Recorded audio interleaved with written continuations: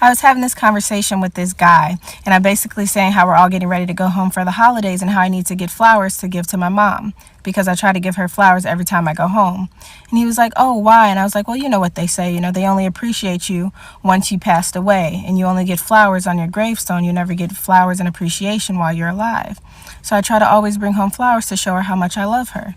And he was like, "Yeah, that's a great idea. I should do that with my mom. I wonder what her favorite flowers are." And he was like, "What's your favorite flower?" I was like, "Purple orchids." He was like, "Yeah, I'll probably just ask her just like that." Cool. 2 weeks go past. I completely forget about the conversation. He asked me over to bake cookies, and he was like, "Hey, look on the counter for the pan." And when I look on the counter, he bought me purple orchids. And he wanted me to know that I'm appreciated. So that's my win. Comment your wins for the day.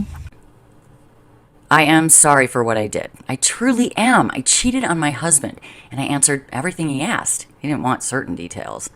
I understand he has to react to this and that I hurt him. However, I believe it's not fair that I have to deal with being distrusted all the time from now on.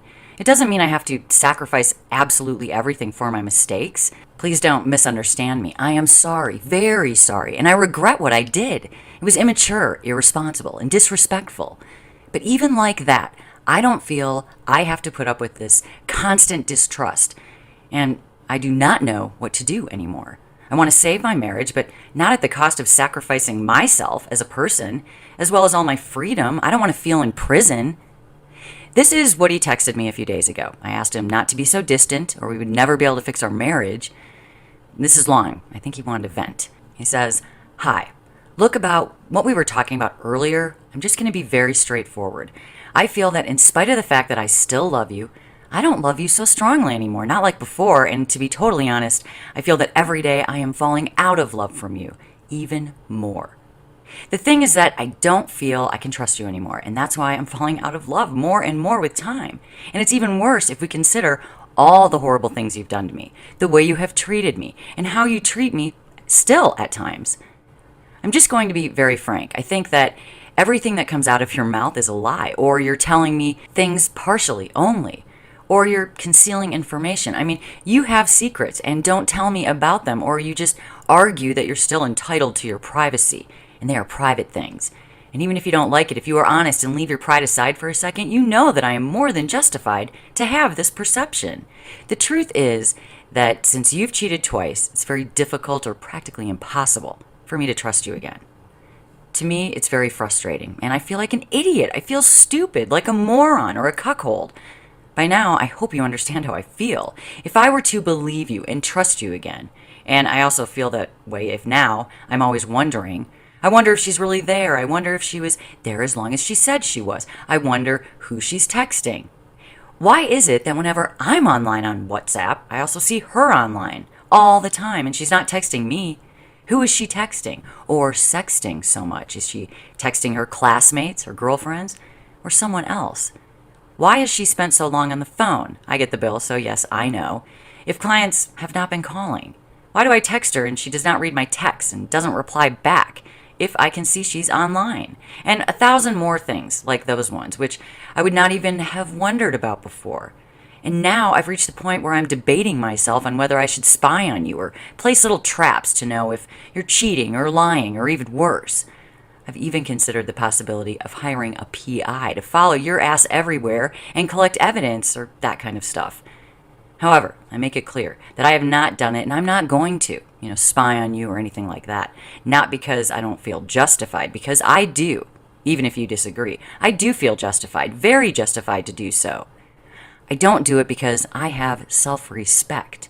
I don't deserve to feel this way. I don't deserve this suffering every second of my day. This is why I don't do it. Not because I have any kind of respect left for you. I don't. You lost that. So don't get me wrong.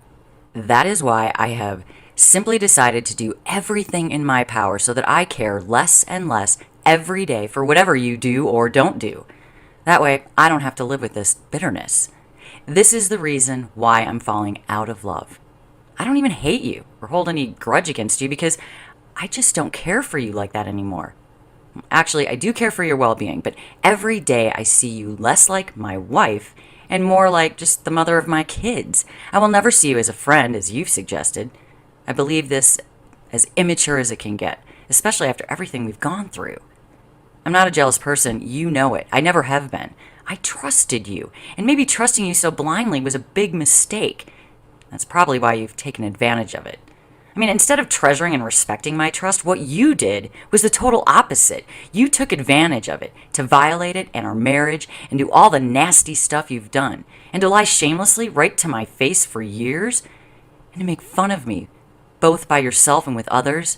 Yes, I also know that you have made fun of me with your girlfriends because you have cuckolded me. And you were there, and you were just boasting about your cheating exploits and giggling with your friends while pointing at me, I found out. You and I are different people. We feel and think differently. I'm not hurting because you had sex with someone else. I'm not jealous about sex, and you know this firsthand because in the past, we had threesomes and swaps, both of us present and consenting to it. And I never have been bothered about it, nor have I been jealous or anything like that.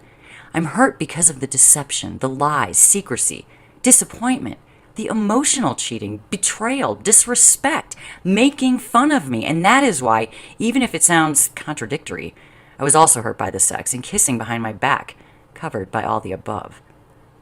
I can't understand why, if I offered you an adventurous sex life occasionally, threesome, swinging every now and then to spice things up, as I still wanted to devote myself to you and vice versa, in view that both you and I started our relationship when we were too young, and that you were my first and only girlfriend and my first and only sexual experience. And at the same time, I was your first and only boyfriend and your first and only sexual experience, unless you lied to me about that too.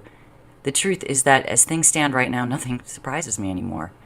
And that I believed we did not have the experiences that maybe others had the chance to have with their different partners in regard to sex, so that we had the opportunity to be adventurous in sex occasionally with others, under terms that you and I would agree and later would agree with others, so that we could satisfy our curiosity, avoid being unfaithful, that we had a more open and fulfilling sexuality so that we had spice and variety every now and then, and that we could make something good and beautiful out of it for us as a couple, that it could help us trust each other even more and would provide for a different, more satisfying relationship for both of us, always with consent, presence, and participation of both.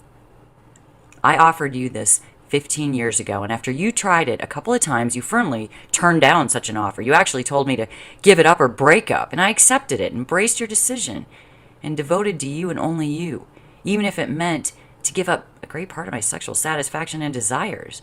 What for? Only for you to go and do exactly what you said you didn't want to do. Yes, that's right. You went and slept with others. Not one, not two, not 3 times. Only God knows how many people you slept with and how many times with each. The first time you cheated 11 years ago. And the worst is that it was not something we shared as a couple, quite the opposite. It was something selfish and full of betrayal, something hurtful and disrespectful, humiliating, along with so many other awful and mean things. I lost 15 years of my sexuality. Not 1, not 2, but 15. And not only of sexuality, but more importantly, of what I invested emotionally in this relationship. I already forgave you once for the horrible cheating 11 years ago, but which now I remember as yesterday. And why? Yes, that's right, because you cheated again 1 year ago. And I just found out 2 months ago. Only you know how many times you've cheated, or if you're still cheating.